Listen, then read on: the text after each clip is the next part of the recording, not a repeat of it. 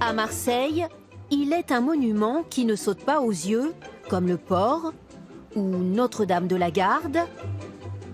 Mais il fait tout autant partie du décor. Il s'agit du savon de Marseille. À 2 pas du port de la cité phocéenne, voici la place aux huiles. C'est ici que l'histoire de ce savon a commencé.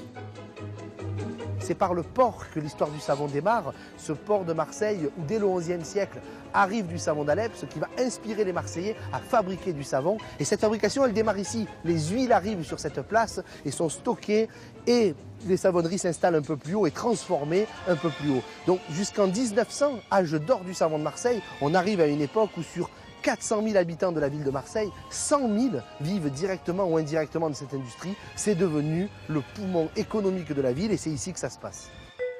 Dorénavant, le vrai savon de Marseille a son musée. Dans ce lieu, nous remontons le temps. Nous voici en visite dans un appartement qui fleure bon la Provence. Bienvenue dans l'intérieur marseillais, donc dans cette pièce qui est à la fois cuisine, salle de bain et buanderie, et où vraiment le savon va vivre. C'est dans cette pièce que se passe l'hygiène corporelle. Avec ce savon, on utilise un gant et on se frotte, on se lave avec. Marseille est entrée dans le monde dès le XIe siècle des villes où on se lave, contrairement à l'Europe du Nord où on a plus utilisé du parfum. On fait bouillir le linge dans la lessiveuse avec du savon et finalement ça sent le propre dans tout l'intérieur marseillais grâce à ce savon de Marseille. Le savon de Marseille est entré au musée, mais il est encore bien vivant. 4 savonneries continuent de le fabriquer de manière traditionnelle, ici à Marseille. Nous avons eu la chance de rencontrer l'un des maîtres savonniers. Vous allez le voir, il aurait beaucoup plu à Marcel Pagnol. Des chaudrons qui bouent évoquent le mystère, celui de l'alchimiste qui voudrait transformer le plomb en or. Ici, l'alchimiste est maître savonnier. Michel Bianconi fabrique du savon depuis 34 ans.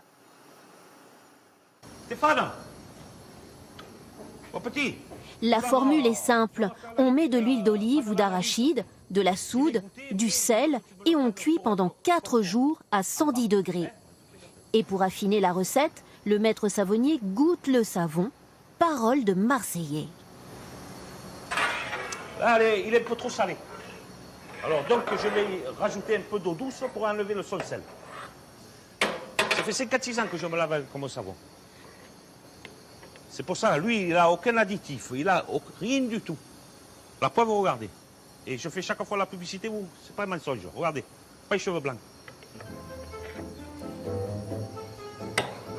Et c'est pas dans la publicité, hein. La savonnerie du fer à cheval, fondée en 1856, a failli disparaître. C'est ce jeune entrepreneur venu de Belgique qui a racheté l'entreprise. C'est un produit, il a énormément de qualité, il est biodégradable, hypoallergénique, antiseptique, sans vous parler des multiples vertus qui lui ont été attribuées par nos grands-parents, par toutes les générations qui l'ont utilisé ici et ailleurs depuis des centaines d'années. À la faveur d'un retour aux produits naturels. Mais attention aux copies, car l'appellation n'est pas protégée. Pour le reconnaître, il faut qu'il contienne 72% d'huile. C'est sa formule magique.